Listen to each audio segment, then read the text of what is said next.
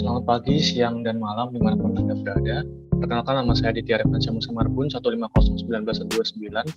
Saya sebagai mahasiswa Teknik Sipil Karno 4 ingin mempresentasikan tugas besar terkait dengan perancangan geometrik jalan. Saya mempresentasikan tugas besar ini bersama dua teman saya, yaitu Salsabila Aulia Hamdayanti dengan NIM 1501949 dan Rizky Sukma Putra 1501947. Kami bertiga berasal dari kelompok 9. Berikut merupakan daftar isi dari presentasi tugas besar SI 3141 perancangan geometrik jalan yang akan kami sampaikan.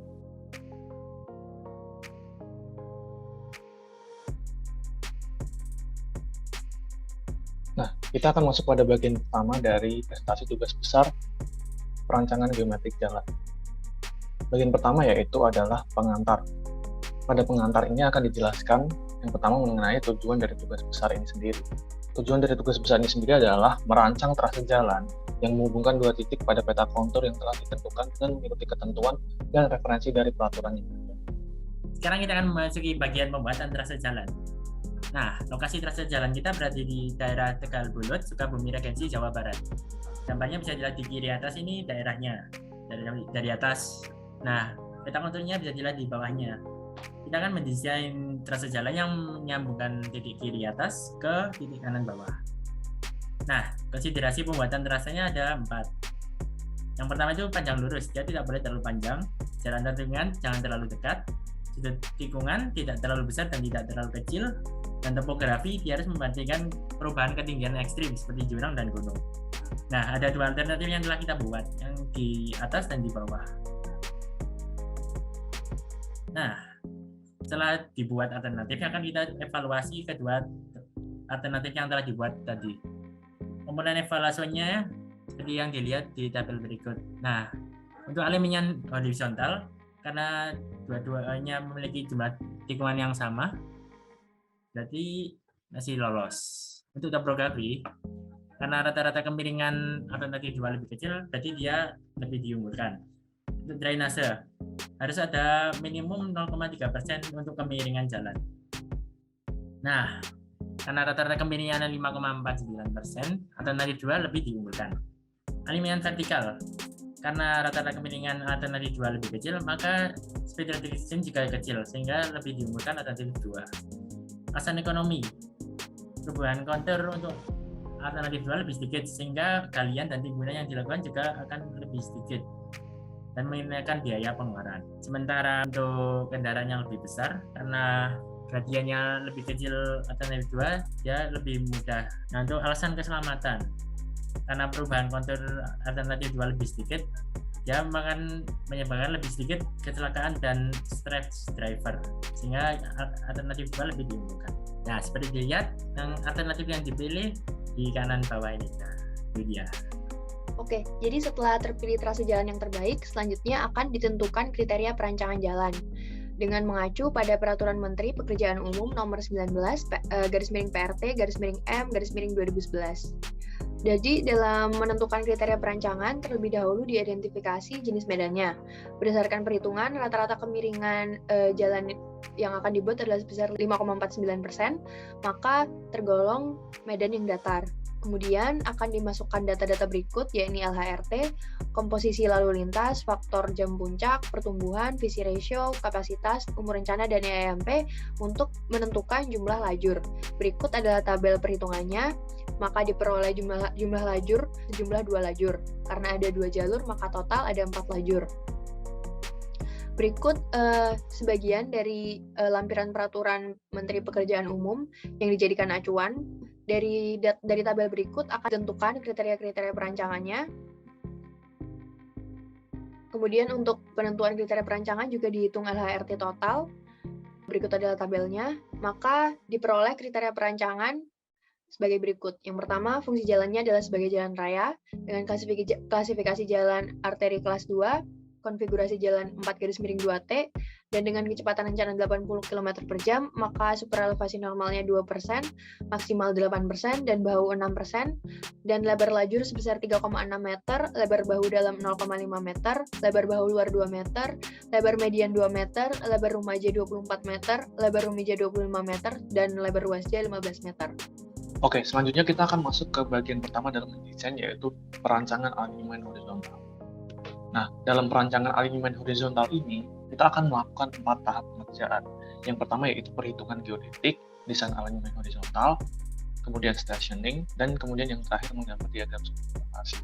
Pada perhitungan geodetik, nah data geodetik ini jadi merupakan data inputan awal yang nantinya akan digunakan untuk perancangan desain alinyemen horizontal.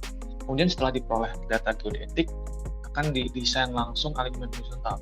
Desain alinyemen horizontal ini berupa jenis-jenis tikungan serta komponen-komponen penyusunnya seperti pancang lengkung, jari-jari tikungan, dan lain sebagainya. Kemudian setelah diketahui atau ditemukan semua desain komponen dari desain alinyemen horizontal, kita akan memplotting komponen-komponen tersebut menjadi sebuah titik. Nah, metode ini kita sebut dengan stationing. Stationing ini berguna untuk mengetahui titik-titik penting pada trase jalan dan sebagai patokan dalam perhitungan-perhitungan berikutnya. Kemudian yang terakhir, setelah mengerjakan stationing, kita akan menggambar diagram super elevasi. Nah, diagram super elevasi ini mengindikasikan kemiringan bintang dari jalan. Diagram super elevasi ini juga akan digunakan untuk membantu di perhitungan-perhitungan berikutnya. Berikut merupakan hasil perhitungan geodetik dan tahapan dalam mendesain alinyemen horizontal. Dan kemudian berikut merupakan hasil dari stationing dan diagram super elevasi yang telah dikerjakan. Oke, jadi selanjutnya adalah tahap perancangan alinyemen vertikal. Jadi pada tahap ini dimulai dengan membuat elevasi existing tanah dasar. Jadi elevasi ini merupakan dasar dari perancangan alinyemen vertikal. Jadi dengan Civil 3D dimunculkan elevasi existing sesuai dengan stationing yang telah diperoleh pada tahap alinyemen horizontal sebelumnya. Nah, ini bisa dilihat, ini adalah profil elevasi existing jalan yang kami rancang. Nah, ini dari sini, dari profil ini bisa dilihat bahwa konturnya itu tergolong medan dan datar. Sebelumnya juga sudah dilakukan perhitungan, termasuk medan dan datar juga. Kemudian ini merupakan titik-titik stationing-nya, dan ini merupakan diagram super elevasinya, yang gunanya menunjukkan di mana adanya tikungan. Nah, di sini titik awal jalan atau titik A berada pada elevasi 121 meter dan titik B atau titik akhir berada pada elevasi 77 meter. Jadi secara keseluruhan jalan yang kami buat ini akan menurun. Kemudian akan dibuat elevasi desain berdasarkan pada elevasi existing dan mengacu pada standar keselamatan ASTO 2018 dan dengan mempertimbangkan letak tikungannya. Jadi garis biru ini merupakan garis elevasi desain yang kami buat, di mana diupayakan ketika ada tikungan jalannya sedang lurus, tidak turun atau tidak naik. Jadi ini gambarnya bila diperbesar. Dan ini sesuai dengan ASTO 2018, besar kelandaiannya maksimum 5% dan panjang kelandaiannya maksimum 275 meter. Untuk keamanan juga, panjang lurus antar kelandaiannya minimal 100 meter. Nah, di sini pada tikungan keempat bisa dilihat terjadi perubahan kelandaian tepat pada titik PI lingkungan. Ini kenapa kami membuat kelandaian di sini, karena kami harus mencapai elevasi existing di akhir di sini, namun juga meminimalkan galian. Tapi supaya tetap aman, kami membuat kelandaiannya tepat pada titik PI, supaya pengemudi bisa melihat tikungan di depannya dengan jelas saat jalan menurun. Di sini adalah pengecekan panjang kelandaian dan besar kelandaiannya, bisa dilihat dari kelandaian 1, 2, 3, 4, dan 5, semuanya di bawah 5%, dan panjang kelandaiannya semua di bawah 275 meter. Kemudian, setelah perancangan elevasi selesai dilakukan, selanjutnya dilakukan perancangan lengkung peralihan, agar perubahan kelandaiannya lebih aman. Jadi di sini ada 2 macam, yaitu cekung dan cembung.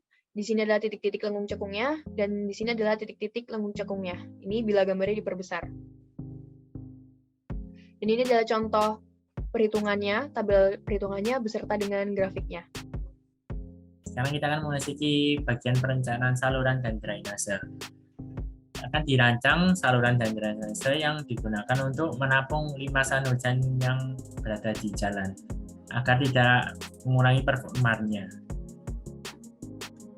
Nah, dalam pembuatan saluran dan drainase ini harus dilakukan segmentasi trase jalannya untuk dibuat salurannya. Nah, data curah hujan untuk daerah trasenya bisa dilihat di kanan ini. Segmentasinya jadi seperti di bawah ini. Nah, data curah hujannya akan dimodelkan menggunakan log vision 3. di mana saluran menggunakan periode ulang 5 tahun dan gorong-gorong menggunakan periode ulang 10 tahun. Nah, desain salurannya bisa dilihat di atas ini, saluran trapesium. Nah, perlu juga ditambahkan bangunan terjun apabila bilangan fraud saluran kurang dari 1. Nah, gorong-gorong ini didesain untuk mengumpulkan limpasan-limpasan dari segmen-segmen saluran. Cara pendesainannya sama dengan saluran, yaitu trapesium juga. Hasilnya seperti di bawahnya. Nah, selanjutnya kita akan membahas penampang melintang. Penampang melintang ini merupakan potongan melintang dari jalan yang telah kita desain. Nah, seperti dilihat, penampang melintang ini merupakan gabungan dari alimen horizontal, alimen vertikal, dan saluran dan drainase sebelumnya. Bisa dilihat, segmen A, B, C, D, E, F, G ini menggunakan setengah dari penampang melintang. Nah, penampang melintang ini kemiringannya akan mengikuti diagram super elevasi yang telah dibuat pada aluminium horizontal ini, akan menyesuaikan bentuknya dia. Nah, untuk perhitungan mediannya bisa dilihat di kiri bawah ini. Bentuknya adalah median flush with barrier. Ya, seperti gambarnya di kiri bawahnya. Untuk setengah penampangnya, dia akan mengikuti aturan yang kita gunakan pada perencanaan tugas besar ini. Dimensi salurannya juga yang telah dihitung tadi di saluran dan drainase juga. Hasilnya seperti di kanan bawah. Oke, selanjutnya kita masuk ke dalam bagian terakhir dalam pengerjaan dari tugas besar ini, yaitu perhitungan galian dan timbunan. Nah, berikut merupakan tabel hasil perhitungan galian dan timbunan yang diperoleh dari Civil 3D. Dalam tabel dapat dilihat, kita bisa mengetahui kumulatif dari timbunan dan galian untuk tiap-tiap stationing, mulai dari station 0 sampai ujung dari trase ini. Nah, kemudian setelah diperoleh seluruh perhitungan galian dan timbunan, kita akan membuat yang dinamakan mesh hole diagram. Mesh hole diagram ini merupakan kurva yang menunjukkan besarnya kumulatif jumlah volume galian dan timbunan sepanjang dari trase jalan.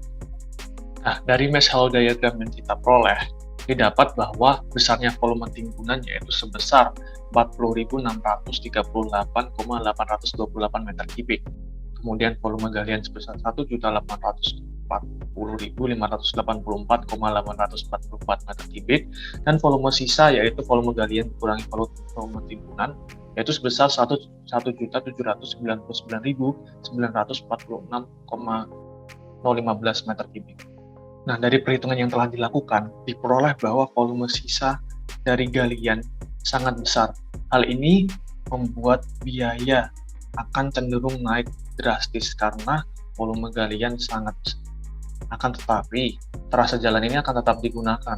Hal ini karena keterbatasan topografi. Atau dengan kata lain, galian yang sangat banyak ini merupakan opsi yang paling bagus atau yang paling efektif untuk menyediakan jalan yang nantinya sesuai dengan kriteria perancangan dan standar yang ada. Nah, adapun sisa tanah galian dapat dimanfaatkan dengan cara dijual atau digunakan untuk menimbun di tempat lain dengan syarat tanah tersebut sudah memenuhi fungsi lab.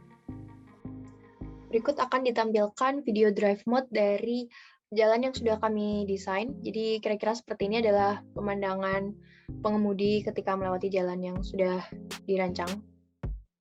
Jadi bisa dilihat ini jalannya dua jalur, 4 lajur dengan bahu di kanan kiri dan saluran, dan ada pembatas jalan di tengah juga. Berikut memasuki tikungan yang pertama.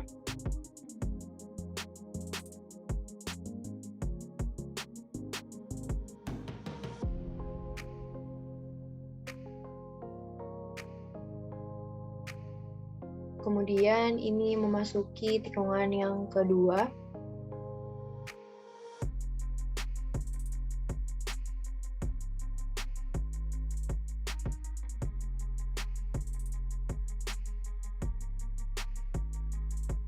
Kemudian berikut adalah kelandaian. Yang pertama, bisa dilihat ini cukup landai, tidak terjal. Dan ini adalah tikungan yang ketiga, karena di kanan kiri bukitnya cukup tinggi, bila dibutuhkan bisa diberi chevron agar pengemudi bisa melihat saat ada tikungan.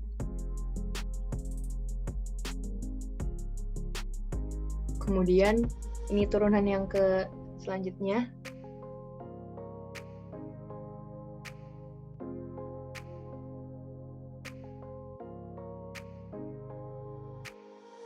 kemudian memasuki tikungan yang keempat, bisa dilihat di tengah tikungan terjadi penurunan atau ada kelandaian, tapi pengemudi bisa melihat dengan jelas untuk tikungan di depannya sehingga cukup aman.